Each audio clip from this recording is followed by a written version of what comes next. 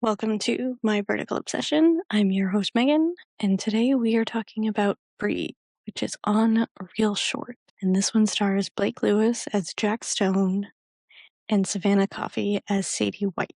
It is based off the novel by Abby Glines. The synopsis is Sadie White takes her mother's housekeeping job at the Stone family beachside mansion and accidentally saves global pop star Jack Stone from a mob of fans. Their worlds collide through forbidden chemistry, steamy tension, and explosive jealousy as Sadie is swept into Jack's glamorous and dangerous life. But fame, sabotage, viral scandals, and heartbreak threaten to tear them apart. As Sadie discovers who she is outside the chaos, she and Jax must decide whether love can survive the glare of the spot. Which, can I just note that the synopsis is a little off? I mean, it might go more towards the novel than it does to the series, because it says Sadie takes her mom's housekeeping job at the Stone family beachside mansion, but she's actually taking a job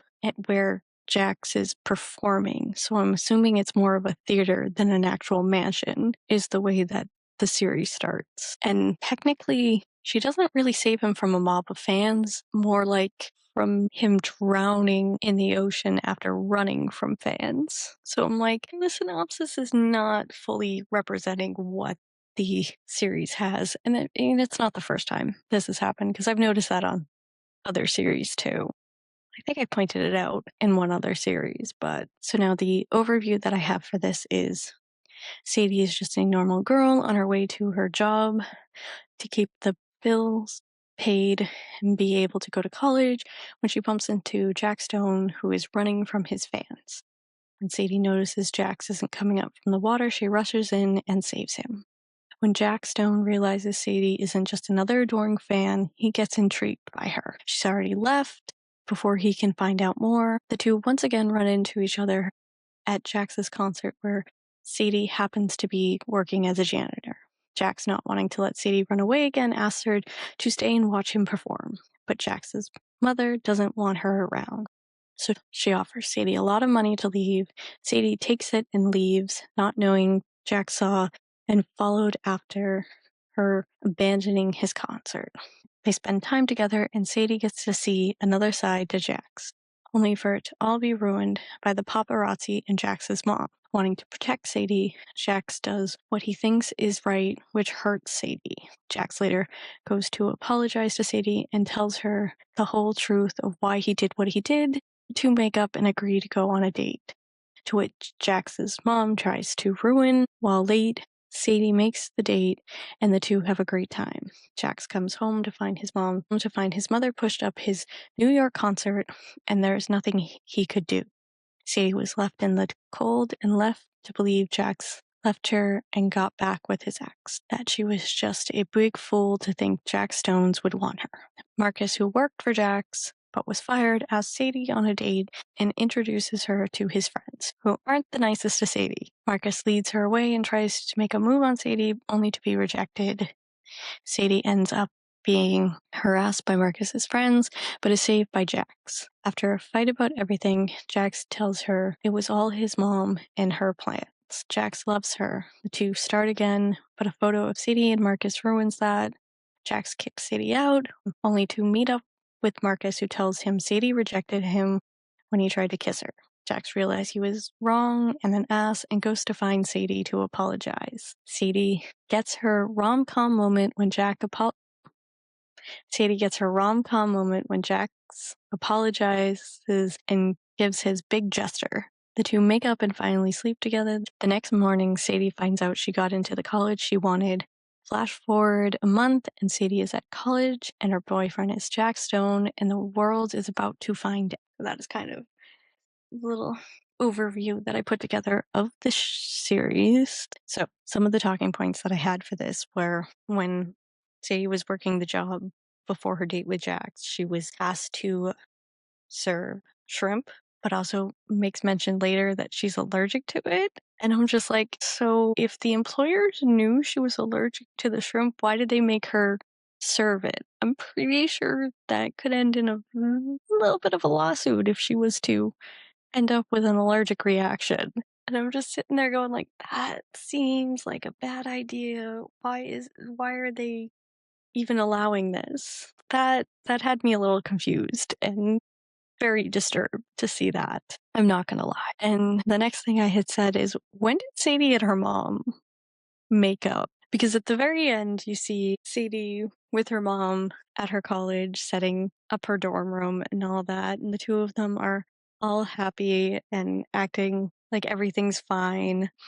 And I'm just like, pretty sure they left things on a really bad note.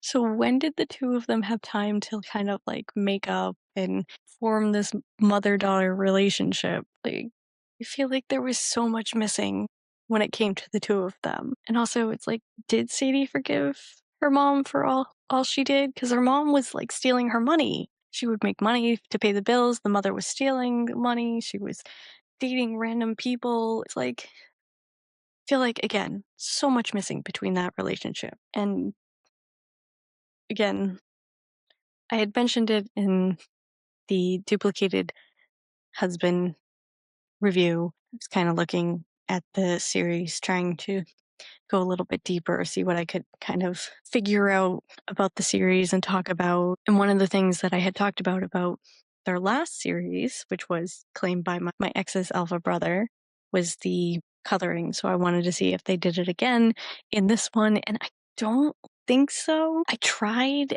and I was almost feeling like it was a stretch in a way, but also not at the same time. So what I had done when I was looking at it, I was saying how it's like Jax kind of wore a lot of darker colors. He wore especially like black and gray.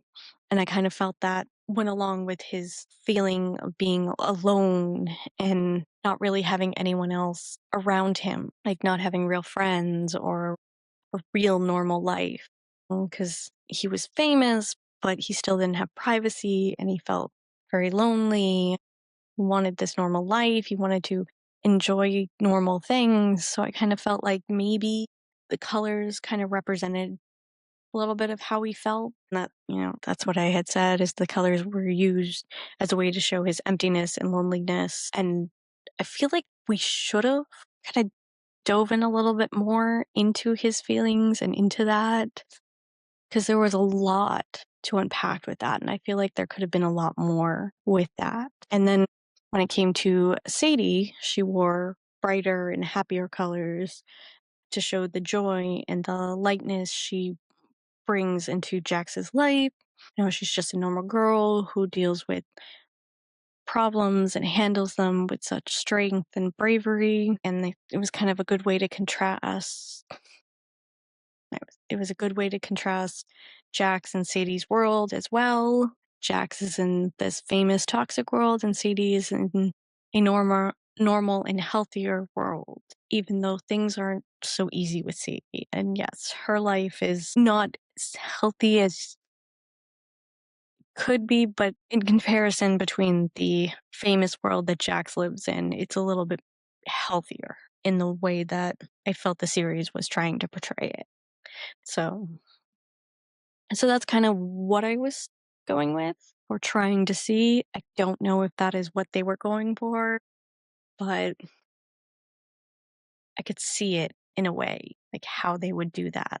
So for my overall thoughts, like I said, this one was very adorable. I loved getting to see Blake and Savannah working together again. It's like I loved getting to see them work together again, because they were so good together in Claimed by My Ex's Alpha Brother. They have such good chemistry together, and really hope to see them in more series together. So for this series, this one kind of gave me vibes of the movie The Idea of You, and I did point out that I'm sure there were other similar themes or movies that would connect to this one. It's just, this one is one of the fresher ones in my head right now. One thing I did do is I looked up, and Breathe, the novel for Breathe, did come out before the novel or the book for The Idea of You. And also, I noted that the plot of the novel was a little bit different than the series. But again, I've noticed that on some of the other series that they've adapted from a book or a novel, which is similar to what Candy Jar has done too. They'll take one of their novels or books on the Galantine app and create a series out of it that is based off it, but doesn't always match the novel that's written. And that's a standard thing. Even with movies and TV shows, they do the same thing. It was just something that I kind of noticed. And I was like, and I did also point out that, yes, the idea of you and Breathe, both stories are very different, but it was more the whole, superstar falls for a normal person, chaos of fame becomes too much, is what really reminded me of the two, and what really kind of made me go, okay, this is similar to that in my head.